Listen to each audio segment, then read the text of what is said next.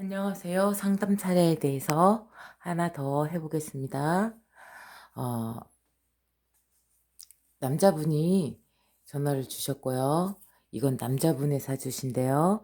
연과 월에 식상이 있다는 것만 알려드리고요. 시지를 공개하지 않겠습니다. 남자분이십니다. 임진월의 기사일입니다. 이 남자분은 정인을 깔고 있지만 일찌감치서 식상이 강하게 들어와 있고 지장간에서도 식신과 상관이 합을 이루고 있는 상황에 놓여 있습니다. 그러니까 이 남자가 성실하게 열심히 해 나갔겠죠. 천살과 새에 놓여 있고 식신상관 성향이 어디에 붙어 있느냐에 따라서 약간의 좋은 상황이든 나쁜 상황이든 나타나겠지만 이 집 안에서는 그래도 좀 문제가 없이 성실하게 기술을 배워가지고 합의 형태를 보니까 비경 겁재와 편재가 상관과 편관이 정인과 식신이 합을 이루고 있는 상황을 보아서 이 사람은 상관을 쓸 수 있는 기술직이다. 상관과 정인을 쓴다면 서류상의 일과 본인의 재능으로 인한 그 전문직 기술, 자격증 전문직 그러한 기술로 인해서 무언가 직장을 다닐 수가 있고 돈을 만질 수가 있는 상황인 거죠. 그래갖고 이제 전화가 맨 처음에 왔을 때 싹 사주 분석을 해보니까 자 보세요. 여기서 연애가 한번 됐겠죠.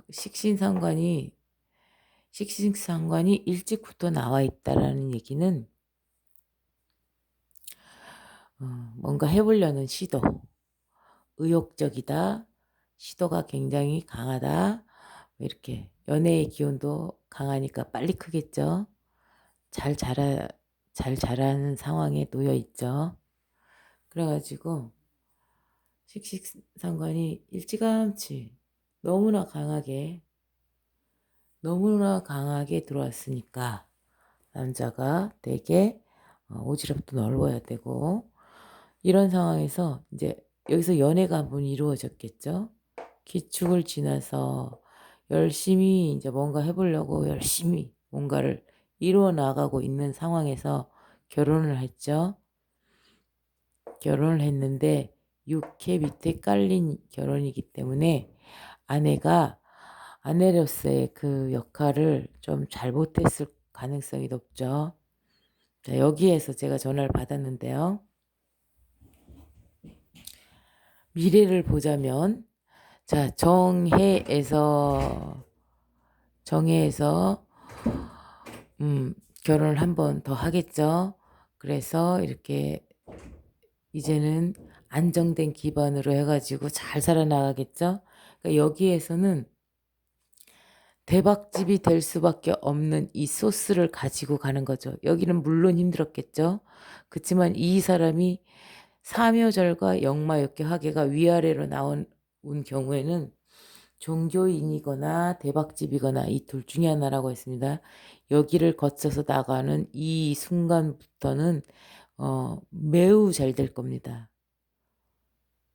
본인의 사업이 굉장히 잘 될 거예요. 근데 여기에서 이제 결혼을 해가지고 예쁜 여자를 선택을 해서 결혼을 했단 말이에요. 그 이제 여기서 자식이 나왔잖아요. 자식이 나왔죠. 일찌감치 뿌려진 자식들이 나올 수밖에 없잖아요. 그래갖고 이제 애를 2명을 낳았단 말이에요. 근데 이제 살았어. 이제 한 4, 5년을 살았어요. 그래갖고 이제 애기가 2명이 된 거예요. 아이들이 아직 어려. 남편이 일을 해서 돈을 갖다 주면은 와이프가 항상 불평불만인 거예요. 월급이 왜 이렇게밖에 안 되냐. 근데 이제 이 남편 입장에서는 어머님, 아버님 돈으로 그 사업체도 어머니, 아버지 돈으로 했었고 또 이 결혼 생활을 하면서 일이 이제 제대로 된 그 페이스를 들어가기 전에는 아버지한테 이제 돈을 좀 받아 가지고 생활비를 주고 막 이렇게 하는 기간이 있었고, 또 집을 살 때도 어머님이 1억 정도를 대주신 것이고 막 이러다 보니까 이 결혼 생활 4-5년 동안 총 통틀어서 마이너스 2억이 된 거예요. 그러니까 이 여자는 남편을 탓을 해요. 남편을 탓을 하는 거예요. 뭐라고 하냐면 음 불안해서 못 살겠다. 돈을 이렇게 찔끔 갖다 주면 어떡하냐? 불안해서 못 살겠다. 그러면서 야금야금 막 어 부모님이 대주셨던 그 집 사는 돈 막, 그리고 중간중간에 좀 주시는 돈 막 이런 것들을 막 여행도 가고 어디도 가고 뭐 이러면서 돈 다 써 버리고, 그래 가지고 마이너스 2억인 거예요, 결혼 생활 5년 동안에. 근데 이 두 부부가 같이 사는 거는 총 몇 년도 안 돼. 왜냐면 왔다 갔다 하면서 사네 못 사네 왔다 갔다 하고 막 어쩌고 어디 친정 간다 그러고 막 맨날 나갔기 때문에 정작 살은 시간은 뭐 2 년도 채 안 되는 상황이었어요. 근데 인제 이 남편하고 어 이분이 인제 저한테 전화를 주셨던, 이 남편분이 전화를 주셨던 이때는 무슨 문제가 있었냐면, 자 올해 기해년이었잖아요. 그러면은 비견 정제가 내가 내 아내하고 태하고 역마에 놓였어. 남자잖아요. 남자의 역마는 이혼이잖아요.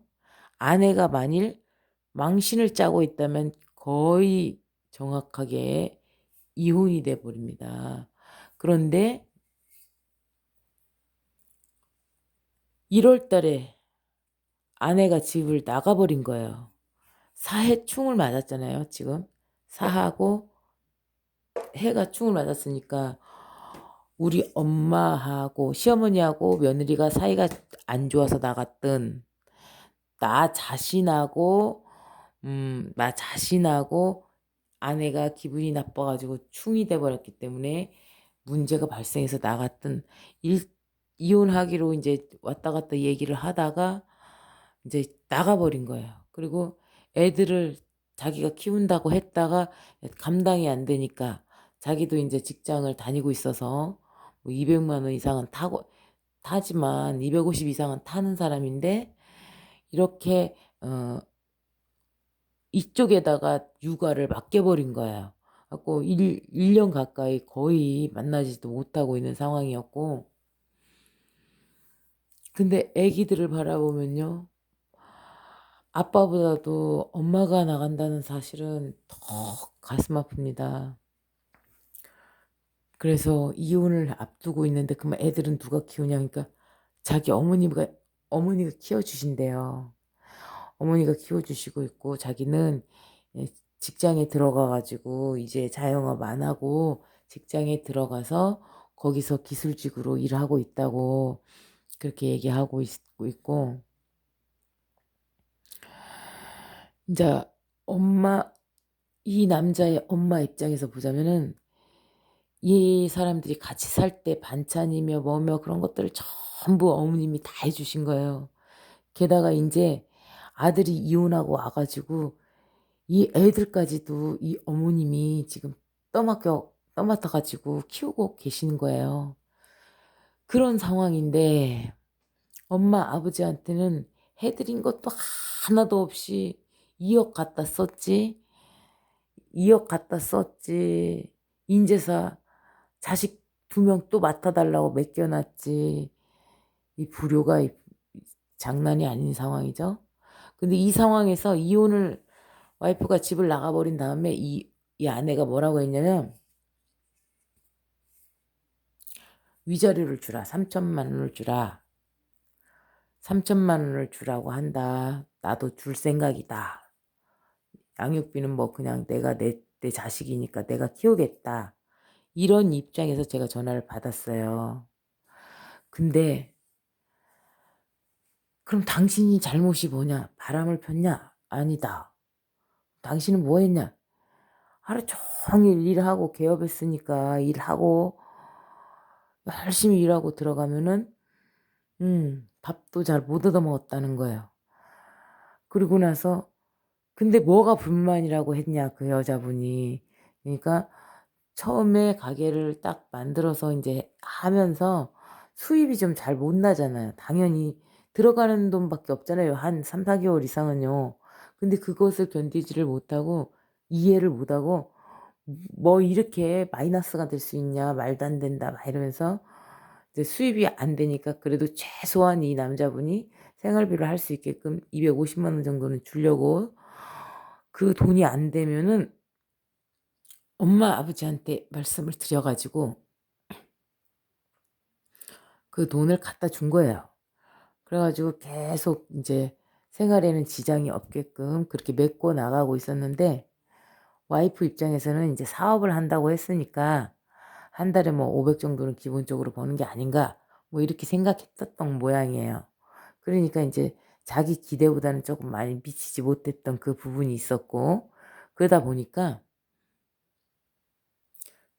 인제 이혼하자마자 막 이렇게 아내가 가끔 가다가 인제 친정으로 그냥 막 그냥 막 불시에 가 버리고 그리고 별로 이렇게 잘못한 것이 없는데도 그 여자의 친정 쪽에서 "무릎 꿇고 빌어라. 네가 뭘 잘못했는지 말해 봐라." 막 이러면서 이분한테 자꾸만 뭔가를 잘못한 부분을 갖다 빌으라고 막 이렇게 그 상황이 장모님 댁에 놀러 가면 장모님 댁에 한번 가면 이 사람이 매우 잘못한 게 많아 가지고 맨날 누군가한테 사과를 해야 되는 그런 상황에 자꾸만 놓이고 완전히 이 삶을 아예 좌지우지하려는 그런 상황에 자기가 인제 살았었다고 얘기를 하더라고요. 그래서 제가 이제 뭐라고 솔루션을 줬냐면 위자료 주지 말라고, 당신이 잘못한 게 없다고. 식신들은 꼭 자기가 잘못한 줄 알고 저쪽에서 맨날 뭐 안 해 준다. 저거 안 해 준다. 막 가스라이팅이 되게 쩔어요. 그래 가지고 그렇게 고생을 하고도 그 모든 그 고생은 다 내 차지였는데도 불구하고 이 '위자료까지 줘야 된다.'라는 생각을 해요, 식신들이요. 중심이 너무 많이 벗어나 있어요. 소시오패스도 식상도. 그러다 보니까 당신이 그거를 줘야 될 의무가 없다. 변호사를 사라. 변호사를 사세요. 그리고 위자료 청구하고 양육비 청구를 하세요." 그렇게 얘기를 드렸어요. 그리고 지난 동안에 양육비 같은 거는 한 번도 직장 여성이었는데요. 직장 여성이었는데 한 번도 양육비나 이런 거에 있어서 자기 돈을 써본 적도 없고 뭐 이러니까 양육비도 청구하고 막 이렇게 해 갖고 이제 서류를 내게 된 거예요. 그랬더니 인제 겨우 인제 애들도 보러 오지도 않았었는데 겨우 몇 개월 만에 한 번 와 가지고 인제 만나고 가고 이러면서 인제 이 아내도 변호사한테 들은 말이 있겠죠. 그러다 보니까 인제 지금 현재 시점에서는 어떤 식으로 인제 결론이 났냐. "재산 분할이랑 뭐 이런 거는 다 하지 않겠다. 않겠고 그냥 다만 양육비만 일부 부담하겠다." 이걸로 인제 바뀐 거예요. 그랬고 조정하는 그곳에서 "조정을 하기를 원한다. 양육비만 쪼끔만 깎아 달라." 뭐 이런 입장인 것 같아요.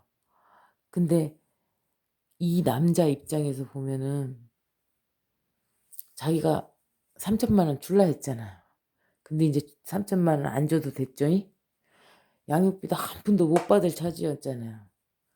근데 인제부터는 한 달에 어 70만 원씩이라도 준다고 이야기를 했고 그래서 인제 달달이 이 애들이 아직 너무나 어리기 때문에 얘네들이 다 크려면 15년 이상이 남았기 때문에 그거에 대해서도 이제 한 1억 5천 원 되겠죠잉. 그놈을 받을 수가 있는 입장이 되어 버린 거고, 자 소송이 이제 들어갈 때 끝까지 가야 된다고 하셔 가지고 저쪽에서 어 조정이 들어왔는데 이것을 갖다가 끝까지 미뤄야 될지, 그래서 인제 "상담 요청을 했습니다." 이러는 거예요. 그래서 제가 그렇게 조정안이 들어왔으면 조정을 하는 게 맞다. 어차피 소시오패스는 끝끝내 그거를 모르기 때문에 주장하는 거다. 법원에 끝까지 싸움을 가야 되는 이유는 소시오패스인 사람이 자기도 이제까지 몰랐다가 그것이 의무라는 것, 사랑으로 자식을 키워야 된다는 것을 어느 정도 배우고 알아야만 되기 때문에 끝까지 가는 게 좋다고 처음에 말했던 거고, 어차피 얘네들은 가봤자 몰라. 자신이 잘못한 거는 전혀 모르는데 계산만 빨라 가지고 변호사하고 상의를 딱딱딱 해보고 나서 그러면 결론이 뭐 양육비에 대해서 한 명당 얼마씩 해 가지고 딱딱 정해지고, 그 돈만 자기가 인제 위자료를 받으려고 생각했는데 전혀 받을 수가 없는 상황이라는 것을 인지한 것. 또 양육비는 음 부담하지 않을 수가 없다는 것을 인지한 거예요. 그러니까 재산 분할은 어차피 여기에서 결혼해 가지고 마이너스 2억 이기 때문에 지금 현재 남아 있는 1억 정도의 그 돈에 대해서 재산 분할 청구를 할 수가 없어요. 증 증가된 부분이 있어야 재산 분할을 청구하는 거지. 여기에서 이 사람은 이 결혼 생활로 벌써 마이너스 2억을 쳤기 때문에, 그것도 다 자기 돈으로, 자기네 집에서 나온 돈으로 마이너스 2억을 쳤기 때문에 여기서는 더 이상 재산 분할로 가져갈 돈이 원래부터 없어요. 원래부터 없는데 자기가 위자료도 안 받고 이거 재산 분할 신청도 안 할 테니까 어 쌍방향에서 인제 그거를 한 거죠, 위자료를. 그러니까 그런 거 전부 다 필요 없고 그냥 양육비만 내가 70만 원 부담할게. 요걸로 조정 가자 이거예요. 그러면은 이것이 최고 나은 방법입니다. 왜냐면 아무리 나쁜 짓을 해도 판결까지 가잖아요. 그러면은 위자료를 판결받기가 되게 어려워요. 정말 증거가 다 남아 있어야만 위자료를 때려 주는데 위자료 받을 가능성이 높죠. 왜냐면 증거가 다 있으니까. 그런데 조정을 권해 드렸죠, 저한테 물으셔서. 왜냐면 어찌 되었거나 이 사람은 내 자식의 어머니입니다. 이 사람을 잊을 수만 있으면 그러면 끝내라고 하죠. "끝까지 가라. 완전 진흙탕 다음 싸움으로 가라." 그럴 수 있지만 식신들은 결코 자기 자식을 낳아준 이 아내를 놓을 수가 없어요, 마음속에서. 이 사람이 언젠가 나의 가치를 제대로 알고 평가해 주면서 나를 만나러 왔으면 하고 정신 차리면 왔으면 해요. 그게 식신의 사랑이에요. 그러다 보니까 둘이 안 이루어진다고 해도, 다시 안 이루어진다고 해도 우리 애기들이 있어요. 그럼 내가 열심히 살아 가지고 얘네들을 키우겠죠. 열심히 살아서 애들을 키우는데 거기서 그 애들이 내가 이 아이들한테 다 물려줬어. 열심히 살아 갖고 애들한테 물려줬어. 엄마는 소시오패스 아내이기 때문에 늘 자기가 불쌍한 척하고 있단 말이에요. 그러면 이 아내가 애들한테 아빠가 물려준 거를 애들이 갖고 있다가 엄마가 좀 불쌍하니까 띄워준다고요. 애들이 띄워주는 그 돈이 여기서 나온 거야. 그러니까 어차피 내가 자른다고 해서 이 사람이 나하고 넘이 되는 게 아니에요. 다만 우리 애기들을 갖다가 이 소시오패스 인간들 중에는 자기 걸로 다 해보다가 이제 망해 먹어갖고 막히면 나중에 이제 자식들 이름을 팔아갖고 사업하고 막 이런 사람들, 자식한테 미성년자인데 빚이 막 몇 억씩 지어놓는, 그렇게 해가지고 그런 사람들이 되게 많아요. 근데 그게 아니고 이 아내는 조정해서 자기가 이 정도는 내가 하겠다, 조금만 깎아주라, 이 정도로 해놨으니까 그러면 이 아내가 굉장히 현명한 아내예요. 어차피 그런 구조로 돼 있어. 내가 지금까지는 몰랐는데 그럼 조정으로 가는 게 낫겠네. 여기 소패들은 대부분 완전 고립된 소패들은 그런 게 어딨어 그러면서 양육비조차도 안 주려고 해요. 요즘 추세는 양육비는 부모가 전부 다 부담을 해야 되는 상황이기 때문에 이 사람이 내가 양육비 이만큼 줄 테니까 좀 깎아줘 이렇게 얘기를 나왔다. 그럼 여기서는 끝까지 갈 필요가 없어요. 어차피 끝까지 갖고 가는 거에 대한 목적은 이 사람이 그래도 알았으면 좋겠다라는 거였는데, 이미 조정안을 받아들였다는 얘기는 얘가 그래도 알았다는 거거든요. 조금이라도. 그러니까 여기서 조정안을 제시를 했다고 그래요. 그래서 이 사람이 이제부터는 이쪽에서 제시한 양육비를 받으면서 아이를 키우게끔 됐어요. 위자료도 안 주고요. 그러니까 이 상담 하나만 갖고도 지금 이 식스인 남편 입장에서 보면 몇 천만 원을 구한 게 되는 거죠. 이것이 저의 상담입니다. 인간 생사에 관여를 하게 됐어요. 이렇게 되면 남편은 돈을 안 주어서 아이들한테 더 많은 안락한 공간을 제공할 수 있고 더 많은 돈을 사용할 수 있죠. 그 대신 이 식신 남편은 아무 데다는 돈을 막 쓰는 사람도 아니니까 여기서 엄청나게 부자가 되죠. 결혼하겠네요. 부자가 되죠. 사회생활 굉장히 잘 할 수 있고요. 자, 그렇다고 한다면 2019년에 사해가 충이 맞아버렸고 역마가 왔고 태해가 왔으니까 우리 엄마랑 부딪혀서 나갔든 나하고 와이프하고 부딪혀서 나갔든 어쨌든 나갔어야 됐어요. 해월이 언제냐? 1월이죠. 1월이든가 12월을 지난 다음이던가.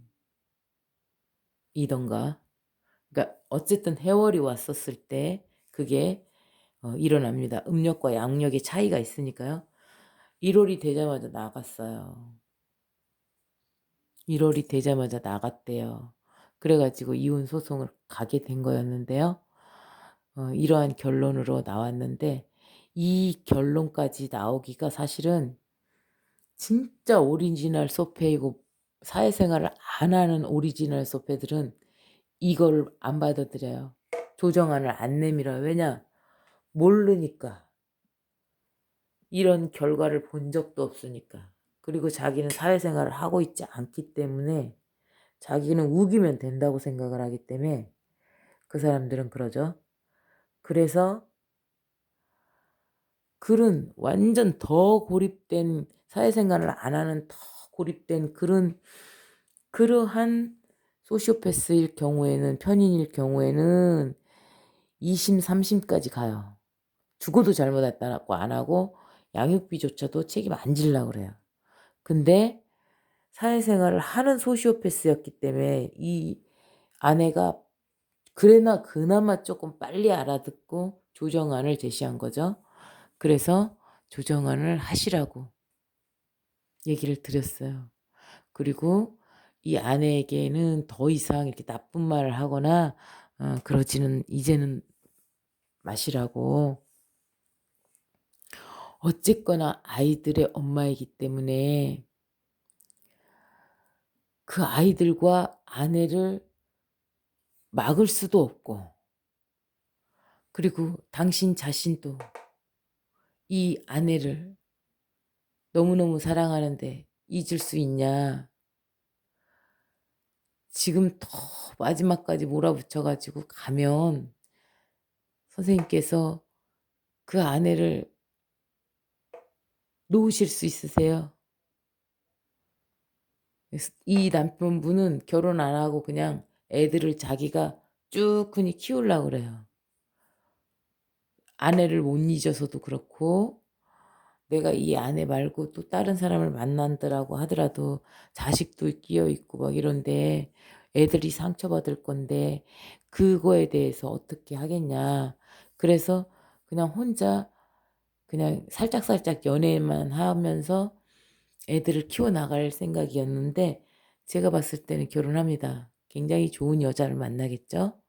결혼하실 거고 그쪽에서는 쭈꾸니 살아갈 수 있을 것 같아요. 자, 제가 상담하는 방식입니다, 이게. 자, 또 한 가지의 상담 사례에 대해서 말씀드렸어요. 이 식신 남편분은 되게 말도 매너가 있고 젠틀맨이고 굉장히 이제 생각도 깊은 사람이에요. "아 그렇네요. 그랬네요. 그렇네요." 이러면서 얘기도 잘하고 소시오패스 영상 보고 전화 주신 거예요. 그래서 인제 지난 날들을 전부 다 이렇게 들어보고 이렇게 하다 보니까 어 집을 나가 버려서 그냥 살 수 있게끔 도와주려고 했지만, 이미 저한테 전화가 온 그 시점은 이미 아내가 집을 나가 버려서 살고 싶지 않다고, 그렇게 벌써 일이 다 진행된 상황이었고 애는 시어머니가 키워주고 있는 상황이었어요. 아예 연락도 잘 안 되고 있는 상황이었어요. 거기서 어떻게 다시 붙여 주겠어요. 남편이 얘네 집에 갔을 때 맨날 이상한 부당한 대우, 무릎 꿇고 막 빌어야만 되는 그 부당한 대우를 막 받고 있었는데 어떻게 그 결혼 생활이 유지가 되겠어요.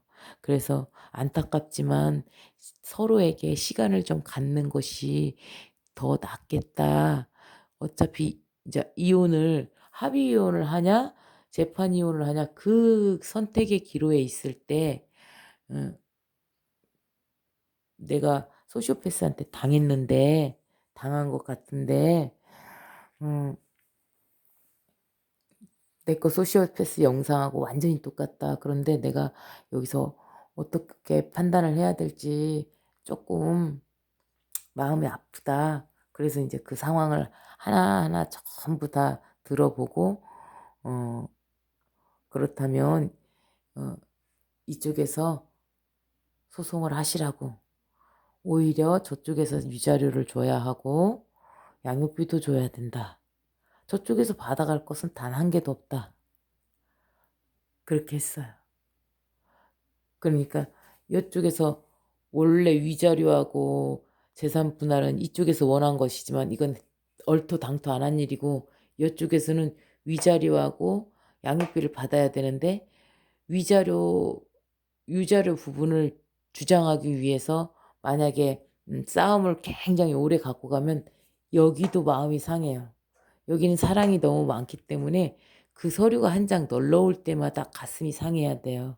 그러니까 몸과 마음에 병이 걸리니까 차라리 그 위자료 몇 천만 원 포기하고 그냥 변호사비만 좀 달라고 허라 하시라고, 변호사비만 좀 달라고 하고 양육비 준다고 한 놈 고렇게 어 합의를 보시면 어떠겠냐. 그렇게 말씀드렸어요. 자, 그것이 제가 상담하는 방식입니다. 공부하시는 데 도움 되시기 바랍니다. 감사합니다.